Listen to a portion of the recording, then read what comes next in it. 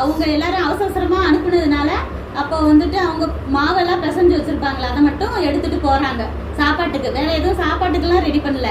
ஆனா அவங்க ட்ரெஸ்ஸு, ஆடு, மாடு, அவங்க கொடுத்த பொண்ணு வெள்ளி எல்லாத்தையும் எடுத்துட்டு கிளம்பிட்டாங்க. ஆம்பளைங்க மட்டுமே வந்து 6 லட்சம் பேர் இருந்தாங்களாம்.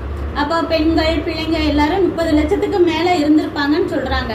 ஏன்னா கூடயே அவங்களுக்கு கீழே இருந்த வேலைக்காரங்க, இஸ்ரேல் இல்லாத மற்ற ஜனங்களும் இருந்திருப்பாங்களா. அவங்களும் இவங்களோடய சேர்ந்து நம்மளும் ஃப்ரீ ஆகி போயிடலான்னு சொல்லிட்டு அவங்களுமே சில பேர்லாம் சேர்ந்து கிளம்பி போறாங்க.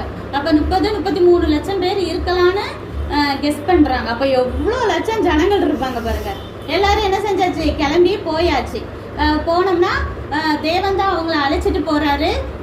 பகல்ல போகும்போது எப்படின்னா மேகஸ்தம்பம், மேகம் மாதிரி அவங்கள கூப்பிட்டு போகுது. அந்த மேகம் எந்த சைடு போகுதோ அதை பார்த்தே தான் இவங்க நடக்கணும்.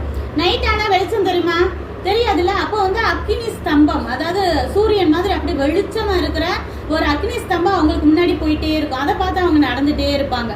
கொஞ்ச நேரம் ரெஸ்ட் எடுப்பாங்க, சாப்பிடுவாங்க. அந்த மேகம் புறப்பட்டோன்னா அவங்க புறப்பட்டு போகணும். இப்படியே போறாங்க.